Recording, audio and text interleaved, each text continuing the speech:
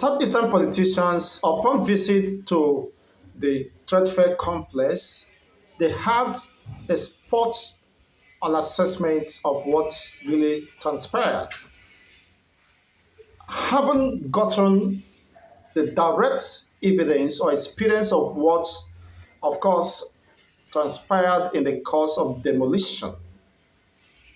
Now, the Deputy House of Rep, Speaker Benjamin Carlo, in his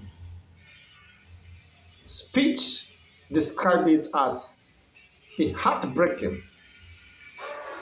The likes of Peter Obi also condemned it totally, that this was direct affront on the Igbo people, despite the due process in procuring those facilities or landed properties, supervise the governments of Lagos, supervise the infrastructure, the building of those facilities, and at the end of the day, it's been described as invalid occupants.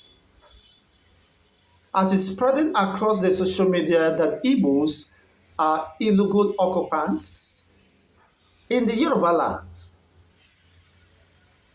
Recall the likes of Tunde Bakere, Pastor Tunde Bakere made one certain video revealing that a meeting was convened where he was invited.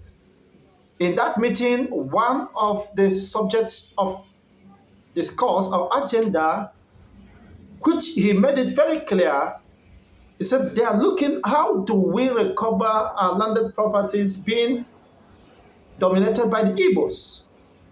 And Tunde Bakere to ask them questions.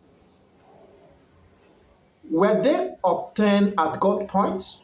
Were the Igbos? Did they usurp those lands or take it by force? You sold your land to them, and they bought it with their money, their hard-earned money.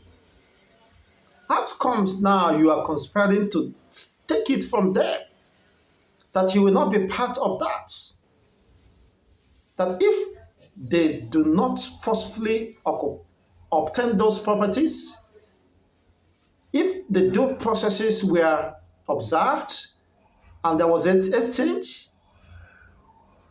for money and the documents of those lands, so how comes it is out of place to be conspiring, to having such bad motive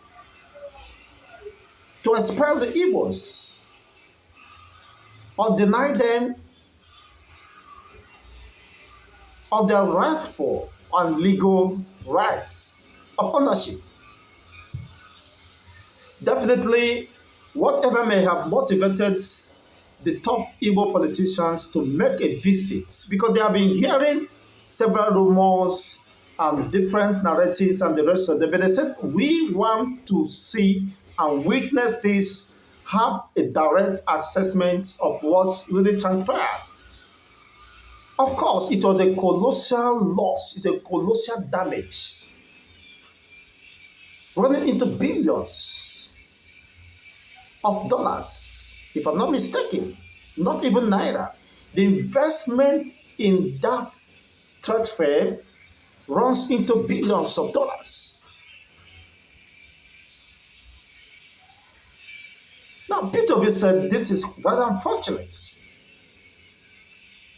because he could not see the reason why the government who initiated these processes supervised it by the Lagos urban and house planning or whatever is being called, addressed, suddenly came up and eventually embarked in such massive destruction, or not opening up for considerations on this. I mean, for crying loud, is there any compensation for such people losing their properties, something they have expended their hard-earned money to procure, to build, and promote, of course, economy of Lagos? Well, suddenly somebody has asked the question, why Igbos? Why is it that other ethnic nationalities are not building in the eastern region? Calling Igbos as fools,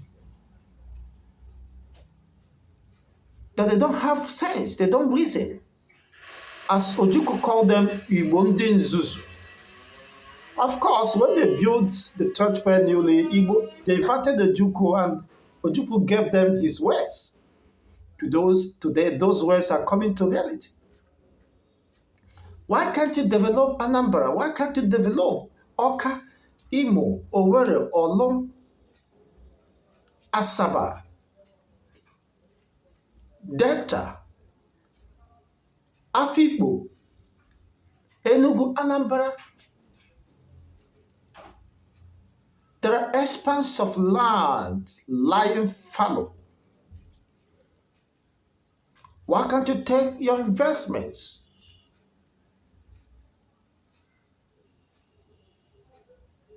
Down to the east. That was the statement of Ojukwu. He knew what he was saying, but some Igbo considered it as somebody that is envious or possibly somebody that doesn't know what he might because you're a poor man. You know, we tell them, develop your own region.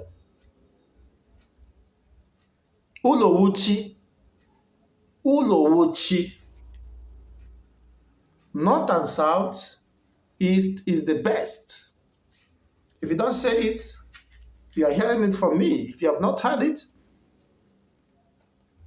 Ojukwu told the Igbos, these structures you are raising as if there is no tomorrow. That tomorrow will certainly catch up with you. Just imagine if such edifice, gigantic buildings, projects was sited in any part of the East. Would that attract development? Would that be any reason why any government or successful government will come and say, bring those structures? These are facility, infrastructures. Billions was invested. I saw this, I was said, in fact, in as much as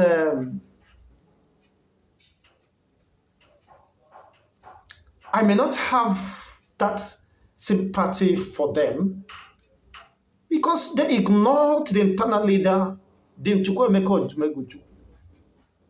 who gave them wisdom, but they failed to work with it. There's no way you can erect such structures in your own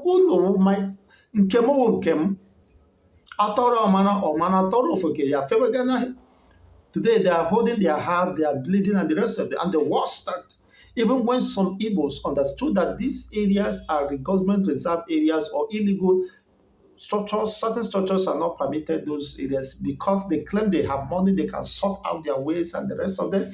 You see them pumping money.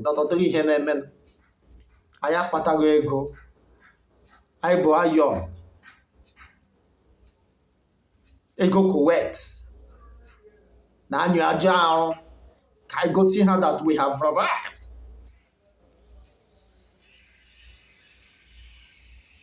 Atufo, apata atufo, eji apo agara.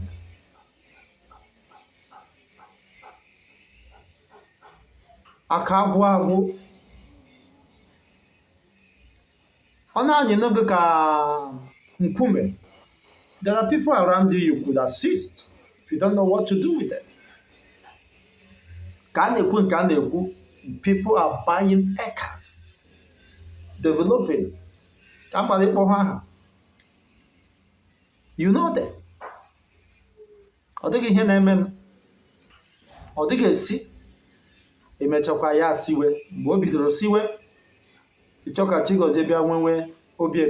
For what? Well, that's for the few ones who obtained it legally and eventually the unforeseen happens to them. That is only people I met. What will even my sympathy do at this time? It can't even save the situation. If you're watching us from wherever you might be watching us at this particular time, don't forget to like, share, subscribe for this channel. Turn on your notification button so they can get our videos once it's been uploaded. We'll also encourage you to let us know what you think, what exactly is happening from your own perspective. The Deputy Speaker, Benjamin Kalu, was not happy. Why a representative, David Umahi, representing the president in Abia State, commissioning the lauded project of the action governor of Abia State, the governor, the people-oriented governor, the governor who saw yesterday, today, the governor who decided to clean up the mess and to wipe off the tears of his people. The governor who was pained by the level of subjugation of the Igbo race by their own people, by the past governors of Abia State, who had nothing to show for it in the past 24, 30 years. But in less than 2 years, Dr. Alex Oti have transformed the entire Abia State, cutting across all the senatorial districts or zones, bringing life, hope to the people. This is the action governor who took the steps of K.O. Mbadiwe, Mike Opala, and the rest. Mike Opala, these are people who has a passion to develop the Eastern region. The whipping governor, K.O. Mbadiwe, of blessed memory. He decided we have to correct the errors of the past. Now, in commissioning those laudable projects, the President Ahmed Bola Tinubu delegated, I think, was it the Minister of Works? What portfolio does David Umahi? In fact, I don't even want to know. I don't want to know whatever portfolio, but he was there to witness what was going on.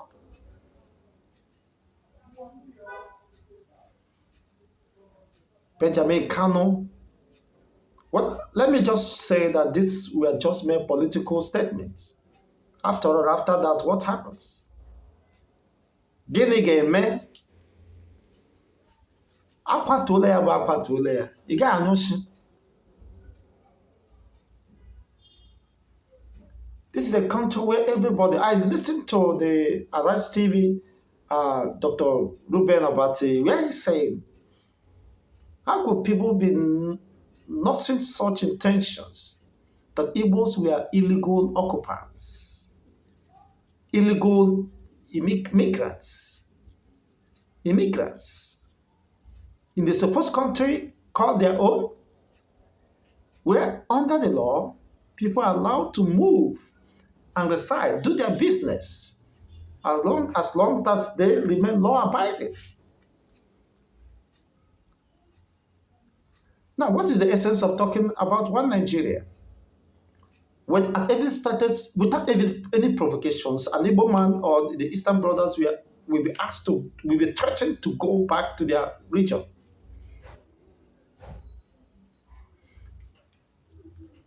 And those inciting this are not being brought or cautioned, let alone brought to justice.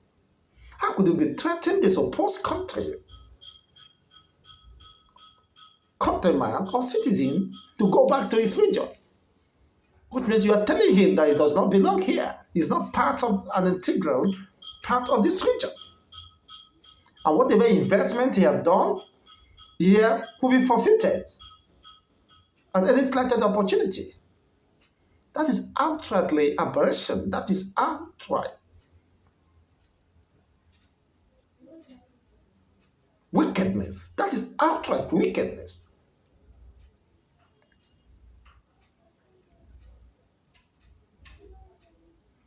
If it is a case of this, my concern is there's no way as big as trade fair could be going on, the infrastructures and building could be going on, and the government will not be aware of this.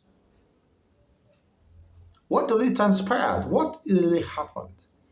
If those regions were illegal as being claimed, why did the government facilitate or approve such structures? Gigantic structures, just at the end of the day, for everything to be pulled down, not minding the economic impact or loss incurred.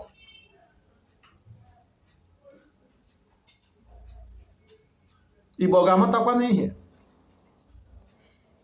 Igbo nta ọnụ. Ojukwu said it, and it's happening now. And more to come. Atọrọ ọmara, atụkwara n'ofeke, ofere jewe. That is just the case. The damage is done. What can you do? P2P was saying papers and the rest of them.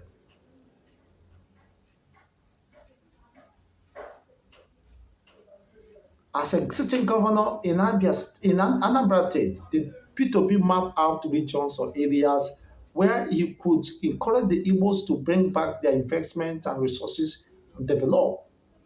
That let there be a replica of the lives of Tradefair at Panda. I mean, the Igbo predominant markets are countless. Idumota, Alaba, Tradefair, as Panda. When you go there, Computer Village will soon be moved, relocated, and the rest of them.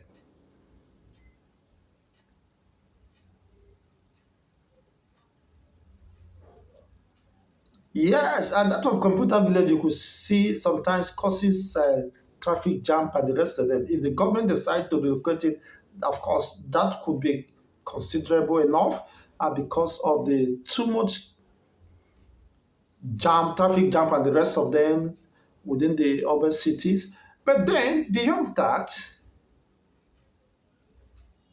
some persons could also fault the motive behind that. Whatever be the case, the government of Lagos has the right to do whatever they want to do. You could only express your sentiments and opinions and reservations. That's their personal opinions. It does not influence whatever decision they want to do. But what we are saying is that there should be equity, fairness, and justice, and pure motive in whatever they want to embark on, so that people outside there will not see them, of course, that these are being motivated by certain political motives that contradict the provisions of the Constitution of the Federal Republic of Nigeria.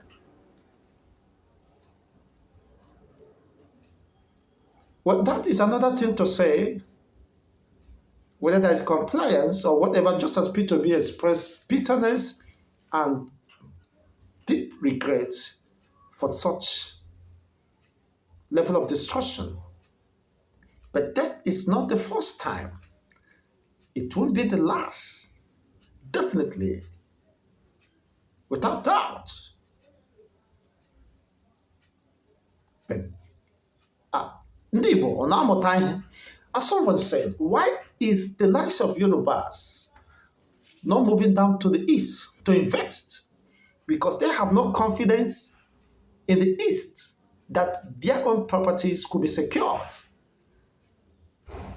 Obumma, Obuisi, Adekweke Wilisi, Magaya Nazu.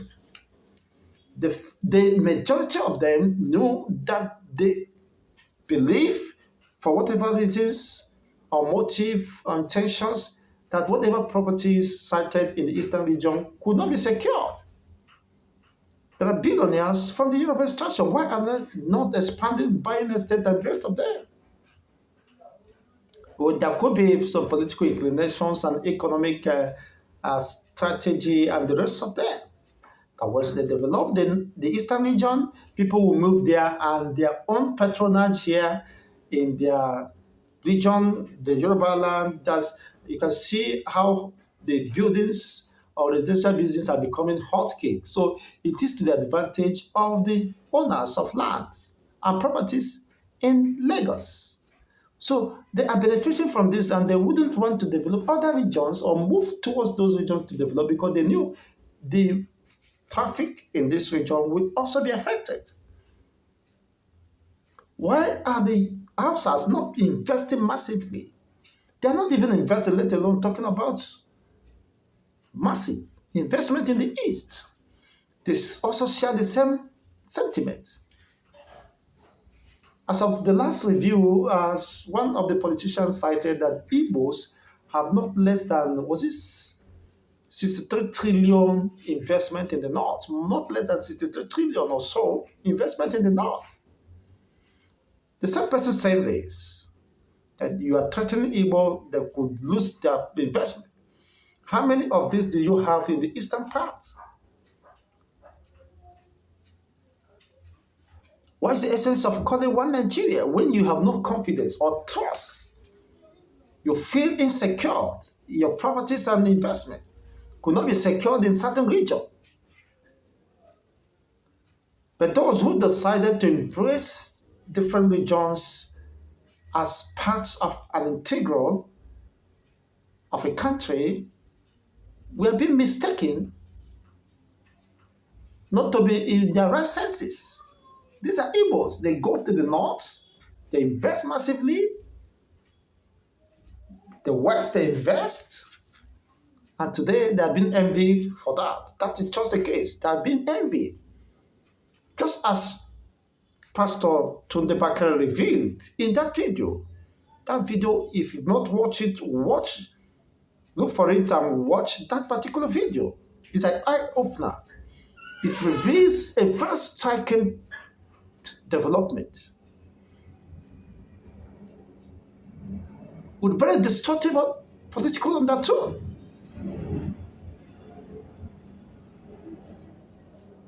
After watching that video, Bakare got some level of respect for standing for justice, equity, and fairness. But every other person might not be the same like him. Now, let's have your own take regarding this. If you have seen that video, particularly where he addressed, how could you call a meeting and you are talking about how you could confiscate, seize the properties of the Igbos? Were they illegally procured? Was it at gunpoint that you sold your lands to them? After spending the money now, you are coming for the land, regarding them as illegal immigrants within the same Nigeria, one Nigeria.